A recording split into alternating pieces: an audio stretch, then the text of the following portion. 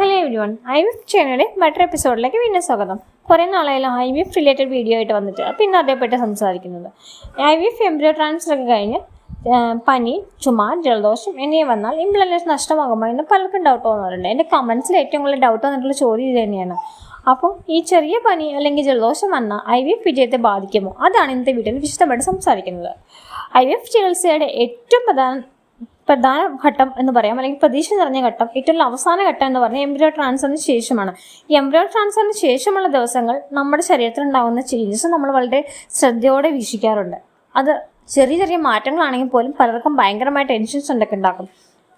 അപ്പോൾ ആദ്യം മനസ്സിലാക്കേണ്ട കാര്യം എന്ന് പറഞ്ഞു കഴിഞ്ഞാൽ, ചെറിയൊരു വൈറൽ ഫീവർ, ചുമ, തൊണ്ടവേദന, ജലദോഷം ഇവ നേരിട്ട് ഇംപ്ലാന്റേഷനെ ബാധിക്കില്ല. എന്നാൽ ഇത് എപ്പോഴാണ് നമുക്ക് ഡോക്ടറെ സമീപിക്കേണ്ടത്, നമ്മൾ എന്തെല്ലാം പ്രിക്കോഷൻസ് ആണ് എടുക്കേണ്ടത്, അതെല്ലാം ഇന്നത്തെ വീഡിയോ വിശദമായിട്ട് സംസാരിക്കുന്നുണ്ട്. അപ്പോൾ വീഡിയോ സ്കിപ്പ് ചെയ്യാതെ എല്ലാവരും മുഴുവനായിട്ട് കാണാനായിട്ട് ശ്രദ്ധിക്കുക. പിന്നെ എന്താ പറയുക, ഇൻഫെർട്ടിലിറ്റി സംബന്ധമായ വീഡിയോകളൊക്കെയാണ് ഈ ചാനലിൽ വരുന്നത്. അപ്പോൾ നിങ്ങൾക്ക് ഈ ചാനൽ ഉപകാരപ്പെട്ടെന്ന് തോന്നുന്നുണ്ടെങ്കിൽ ഒന്ന് ലൈക്ക് ചെയ്യുക, ഷെയർ ചെയ്യുക, സബ്സ്ക്രൈബ് ചെയ്യുക കേട്ടോ. അപ്പോൾ ചെറിയ പനി അല്ലെങ്കിൽ ജലദോഷം വന്നതുകൊണ്ട് ഇംപ്ലാന്റേഷൻ ബാധിക്കില്ല. കാരണം എംബ്രിയോ ഗർഭാശയത്തിൽ ഇംപ്ലാന്റ് ചെയ്യുന്ന പ്രക്രിയ എന്ന് പറഞ്ഞാൽ വളരെ സൂക്ഷ്മമായിട്ട് ശരീരം നിയന്ത്രിക്കുന്നതാണ്.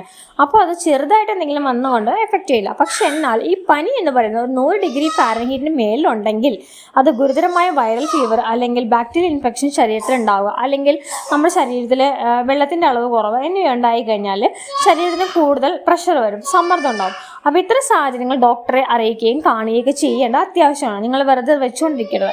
ഈ സമയത്ത് നമ്മൾ എന്തൊക്കെ കാര്യങ്ങളാണ് ശ്രദ്ധിക്കേണ്ടത് അതുകൂടി നമുക്കൊന്ന് സംസാരിക്കാം. അപ്പോൾ ഒന്നാമതായിട്ട് ധാരാളം വെള്ളം കുടിക്കുക, പിന്നെ നല്ല ഉറക്കം, വിശ്രമം ആവശ്യമാണ്. പിന്നെ ഡോക്ടർ നിർദ്ദേശിച്ച പോലെ മെഡിസിൻസ് എല്ലാം കൃത്യസമയത്ത് എടുക്കുക. പ്രത്യേകിച്ചും പ്രൊജസ്ട്രോൺ ഇഞ്ചക്ഷൻസ് അങ്ങനെ എന്തെങ്കിലും ഉണ്ടെങ്കിൽ കൃത്യസമയത്ത് തന്നെ എടുക്കുക. ഡോസ് ഒന്നുപോലും മുടങ്ങാതിരിക്കാൻ ശ്രദ്ധിക്കുക. പിന്നെ ധാരാളം പഴങ്ങൾ, പച്ചക്കറികൾ, പ്രോട്ടീൻ അടങ്ങിയ ഫുഡ് എന്നിവ കഴിക്കുക.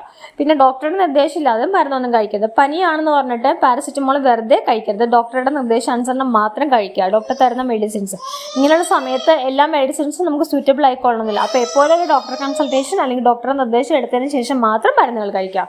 പിന്നെ 100 ഡിഗ്രി പനിയിൽ കൂടുതലുണ്ടെങ്കിൽ ഡോക്ടറെ ഇമ്മീഡിയറ്റ് ആയിട്ട് കൺസൾട്ട് ചെയ്യുക. പിന്നെ പെട്ടെന്ന് ശ്വാസതടസ്സം അല്ലെങ്കിൽ നെഞ്ചുവേദന, ഈ പനിയോടൊപ്പം എങ്ങനെയാണെന്ന് ഉണ്ടെങ്കിൽ ഡോക്ടറെ കാണുക. പിന്നെ ശക്തമായ ചുമ, പിന്നെ ഛർദി, വയറിളക്കം അല്ലെങ്കിൽ ശരീരത്തിൽ വെള്ളക്കുറവ്, അതായത് ഛർദിയും വയറിളക്കമൊക്കെ ഉണ്ടാകുമ്പോൾ ശരീരത്തിൽ നിന്ന് ധാരാളമായിട്ട് വെള്ളം നഷ്ടപ്പെടും. അപ്പോൾ അങ്ങനെ വന്നിട്ടുണ്ടെങ്കിൽ അത് ഇംപ്ലാന്റേഷനെ ബാധിക്കാനുള്ള സാധ്യതയുണ്ട്. അപ്പോൾ അങ്ങനെയുള്ള സമയത്ത് ഡോക്ടറെ കാണേണ്ട അത്യാവശ്യമാണ്.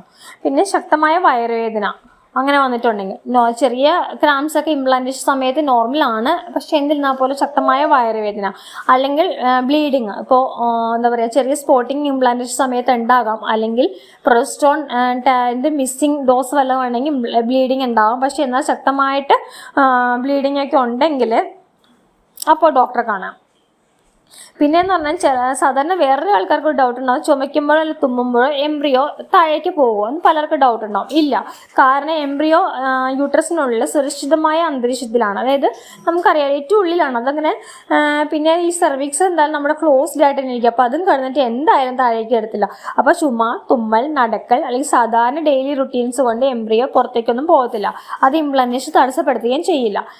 അതിനാൽ എംബ്രിയോ ട്രാൻസ്ഫർ കഴിഞ്ഞ് ചെറിയ പനി, ചുമ, ജലദോഷം എന്നിവ ഉണ്ടായാലും ഭയപ്പെടേണ്ട കാര്യമില്ല. പക്ഷേ ഞാൻ പറഞ്ഞല്ലോ, 100 ഡിഗ്രിക്ക് മേലെ പനി ഉണ്ടെങ്കിൽ തീർച്ചയായിട്ടും ഡോക്ടറിനെ കൺസൾട്ട് ചെയ്യുക. അപ്പോൾ IVF യാത്രയിൽ ഓരോ ദിവസവും പ്രതീക്ഷയും ആശങ്കയും നിറഞ്ഞതായിരിക്കും. എന്നാൽ ശരിയായ വിവരങ്ങൾ അറിയുക എന്നുള്ളത് വളരെ അത്യാവശ്യമാണ്. അപ്പോൾ നിങ്ങളെ ടെൻഷൻ ഒന്ന് കുറഞ്ഞിരിക്കും. അപ്പോൾ ഇങ്ങനെ വിശ്വസനീയമായ അറിവുകൾ, എൻ്റെ എക്സ്പീരിയൻസിൽ നിന്ന് ഞാൻ ഷെയർ ചെയ്യുന്ന വിവരങ്ങൾ തുടങ്ങി അറിയുന്നതിന് വേണ്ടി ഈ ചാനൽ ഒന്ന് സബ്സ്ക്രൈബ് ചെയ്യുക. പിന്നെ ഇഷ്ടപ്പെട്ടെങ്കിൽ വീഡിയോ ലൈക്ക് ചെയ്യാനും മറ്റുള്ളവർക്ക് ഷെയർ ചെയ്ത് കൊടുക്കാനും മറക്കരുത്. അപ്പോൾ okay, thank you for watching.